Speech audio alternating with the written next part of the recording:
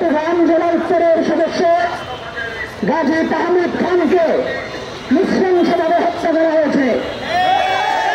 তাহমিদ চট্টগ্রাম জেলা উত্তরে জুলাই গণঅভ্যুত্থানের একজন সংগঠক ছিলেন। 5ই আগস্ট পরবর্তী বাংলাদেশে তাহমিদ চাঁদাবাজের বিরুদ্ধে সোচ্চার অবস্থান নিয়েছিলেন। আজকে আমরা দেখছি আজকে পরে দুপুরে রাজধানীর প্রাণকেন্দ্র বলতেছিলে জুলাই আন্দোলনের সারা বাংলাদেশের পরিচিত ইনকিলাব মঞ্চের মুখপাত্র শরীফ ইসলাম হাবিকে হত্যার উদ্দেশ্যে প্রশিক্ষিত কিলার দিয়ে তাকে হেডশট করা হয়েছে করতে হয়। আজকে হাদি নির্বাচনের একজন প্রার্থী ছিলেন।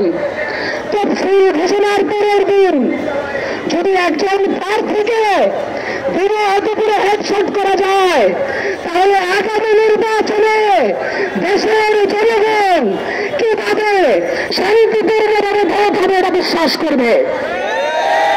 হাদির উপরে যারা হামলা করেছে 24 ঘন্টার মধ্যে তাদেরকে গ্রেফতার করে অবশ্যই আইনের মুখোমুখি করতে হবে।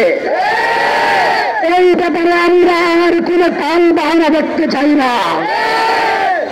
ইন্টারিম যদি দেশের 20 কোটি মানুষকে বিরোধের হাত থেকে হেফাজত করতে না পারে, তাহলে 20 কোটি ইলেকট্রিক গাড়ি পাঠান।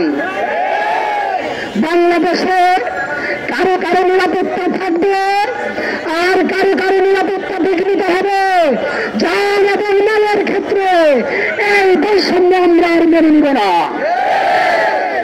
আমরা অত্যন্ত স্পষ্ট ভাষায় বলতে চাই, আজকে বাংলাদেশে রাজধানীতে যদি দিনে দুপুরে এইভাবে হত্যার উদ্দেশ্যে গুলি করা যায়, তাহলে বাংলাদেশের মানুষকে আবার দিনের মূল্যায়ন করতে হবে যে জুলাইয়ের আকাঙ্ক্ষা আসলেই পূরণ হয়েছে কিনা।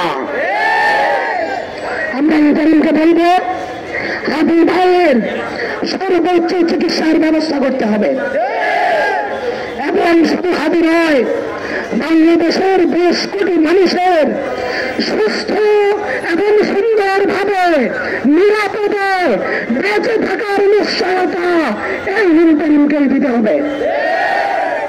আমরা দেখেছি গত 1.5 বছর ধরে এই ইন্টারিম সরকারের সবচেয়ে বড় ব্যর্থতা হচ্ছে তারা নিরাপত্তা এবং আইন শৃঙ্খলা পরিস্থিতি নিয়ন্ত্রণে আনতে পারেন নাই।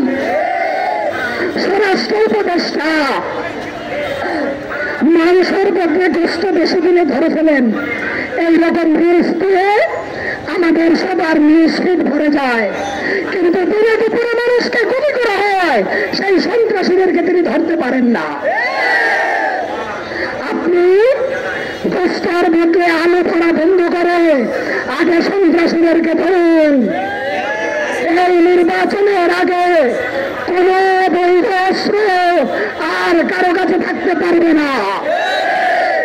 কোন অস্ত্রবাজ এবং চাঁদাবাজকে আমরা কারাগারের বাইরে দেখতে চাই না।